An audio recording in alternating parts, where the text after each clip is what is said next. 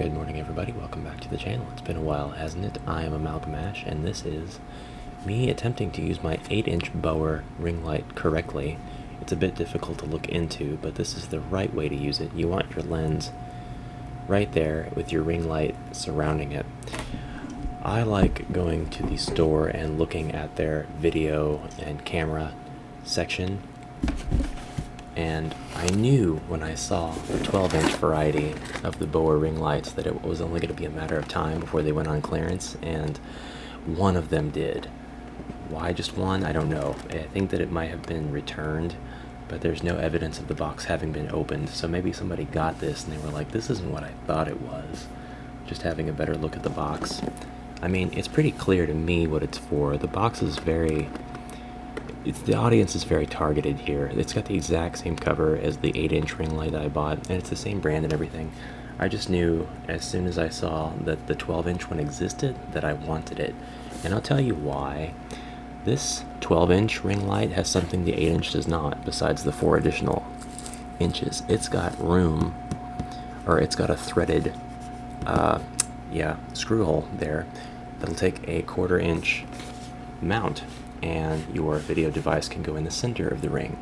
Now right now I just have my phone sitting behind my ring light. This is actually the very first time I've ever had it up there on the shelf that I built for my workstation, and if the video turns out well, then that might be where I continue to put it.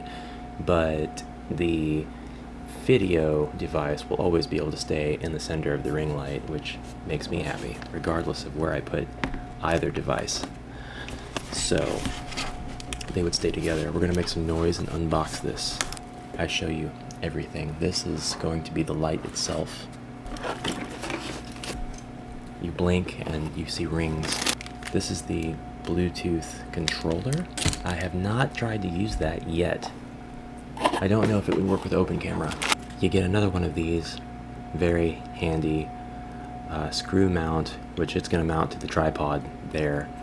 And then the top of it's got a screw mount, but it's also in a ball joint, so you can loosen it up and then move it around to your heart's content, rotate, and then it's got a notch here so that it can sit 90 degrees perpendicular to wherever you have it. I think these are really handy to have, and they're not very easy to find, not without spending weirdly large amounts of money. We've got the little manual, which we have what looks to be the part that will mount to the center of the ring light. We've got the camera holder, which is on a ball joint system. We'll try it. I like how it feels on the inside. It's really kind of rubber grippy. It's definitely textured. There's little NURBs, and then it curves inward. But then, like with my smartphone, that sound that it makes, those are the springs, and I hate that sound because it just sounds like it's going to break at any given moment. This here is the real MVP. This is the threaded screw flexible rod. That actually feels really cool. That doesn't feel like anything else that I've ever had that was flexible. This feels like there's stuff in there that's like individual joints almost. And then metal ball head. So you could take one of these if you've got one that's got a different style of grip on it and attach it to this. I think you definitely can if it's Bower brand. Some of these brands, the ball and the joint attachments are just slightly different sizes between brands. I've gotten most of them to fit together, but some of the ball sections are too large, and they'll actually cause the threaded portion to distend, and it'll be too hard to get the nut on, so they don't all work perfectly together all the time.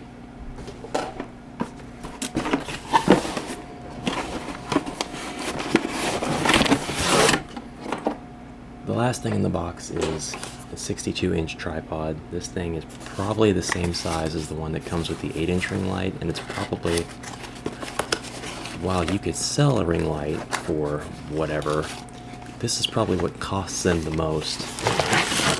And I'm going to say that's a fact just in terms of shipping weight. You know, I was going to compare this to the one that I have that came with the 8-inch, but I think this one's probably a higher quality. Yeah, there's no question about it. The quality and the construction of the 8-inch Bauer ring lights tripod and the 12-inch one, that's night and day. This one, it's okay, and I've got another one of these that I use that's all steel. I don't know where it came from. I got it from Goodwill. But this one looks like this is a bludgeoning weapon for level 50 MMORPG characters. This thing is a fatal. It is solid. So you've got your locking thumb tighteners. There's 3 of them. You've got top here looks to be stronger than anything else that I've ever used camera equipment wise. Yeah, if I need a tripod, this is going to be my new tripod. This is awesome. I don't need one right at this moment, so doubtless this is going to hold up and give you a lot less shake, so a lot less motion, so a lot less need for electronic image stabilization, or the need for OIS if you've got that on board your camera, or phone software. And that's good, because a more stable image means a better video. It kind of feels cheap, but you know, in the end, this thing is not any cheaper than any other ring light. Probably they only need to be ring shapes with LEDs on the inside that distribute the light in a ring, and the cord is the exact same. Same control setup. You've got like 10 levels of brightness. You've got 3 brightness modes. You've got one where the light's more warm. Every other light is a cool light, and you can also have both of them on at the same time, so you have the brightest light. That's what I've got on right now. I know my camera software is going to automatically change like the white balance and stuff, but if I change this over to be warm or cool, that's the cooler light. That's the warmer light. Oh, it looks like it's going to actually retain the difference in the video itself. So this is the warmer, and this is pure white. This is the brightest light. Or the most light, and you can change the you can change the light level as well, but obviously the brighter light the better. Maybe this video might be oversaturated. Well, it does look to be oversaturated actually, so let's do that. That's about half brightness, and that's a lot easier on my eyes. This is about to get oversaturated anyway. I'm going to see if I can plug this into a battery pack. If I've got a living battery pack somewhere around here. Dead. Very dead. Also dead. Pretty dead. They're all pretty dead. Guess it's going to use up a port on my power strip, which that issue is going to be a thing of the past, because this will be replacing my 8-inch ring light no matter what. And it's not because I don't like my 8-inch. The 8-inch ring light's going to be great for if I need additional lighting. We just have a standard USB. You can plug this into anything. It doesn't have to be the computer, because this has nothing to do with your computer. And there we have it. Not looking forward to being blinded by this, but here we go.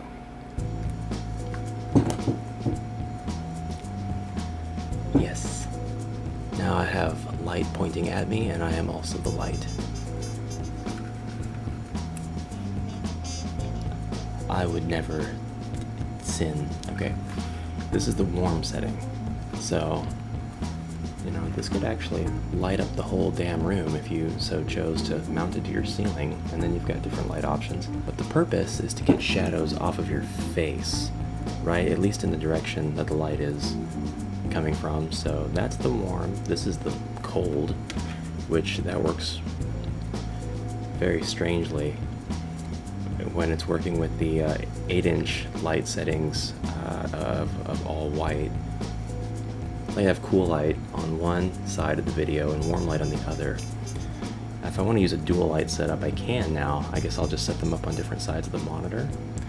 And then the all white. And this is as bright as it goes. And it looks to have the exact same intensity, sort of.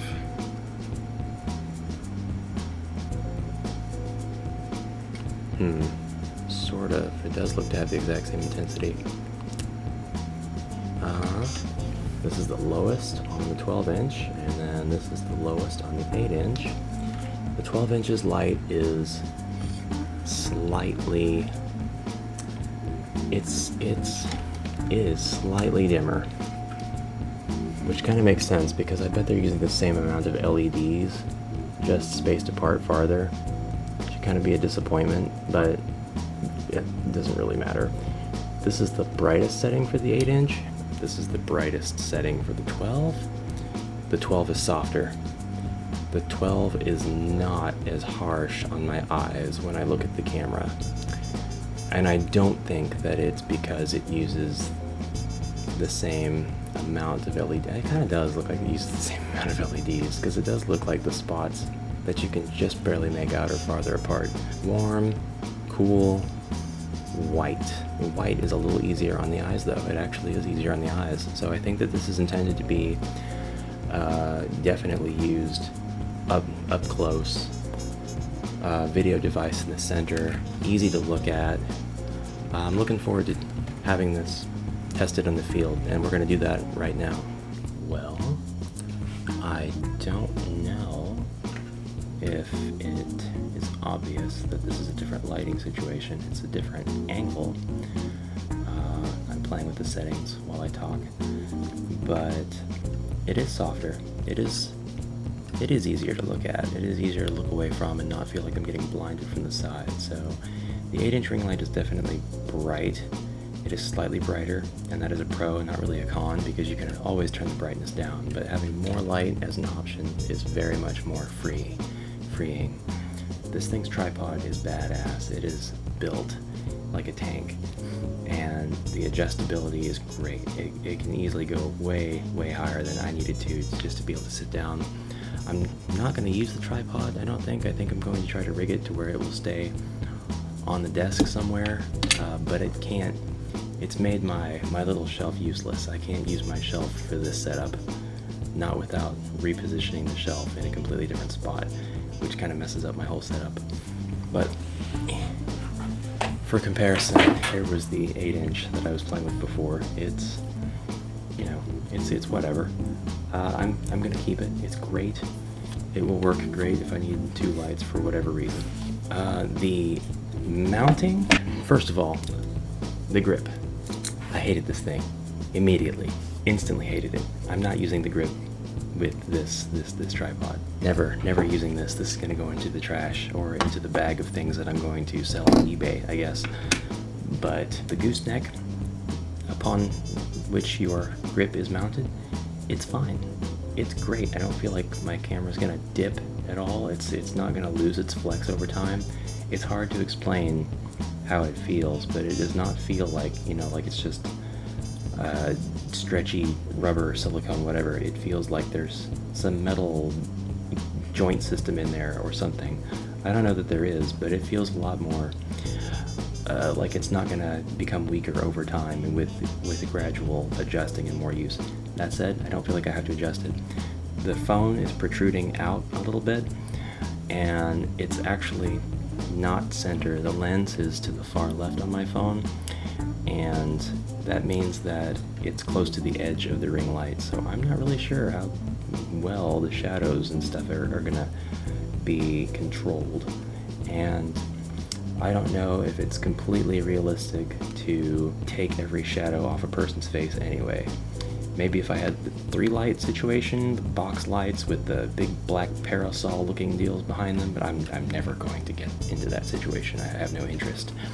This is easy, this is convenient, it's plug and play. For the mounting bracket,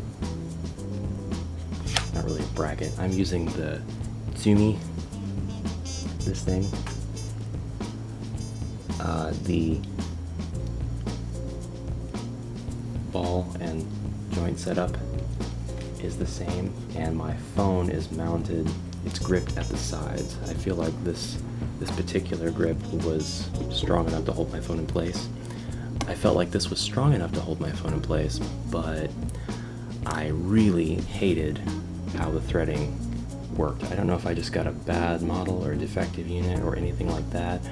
Maybe I got you can tell these things are blow molded, plastic injection molded.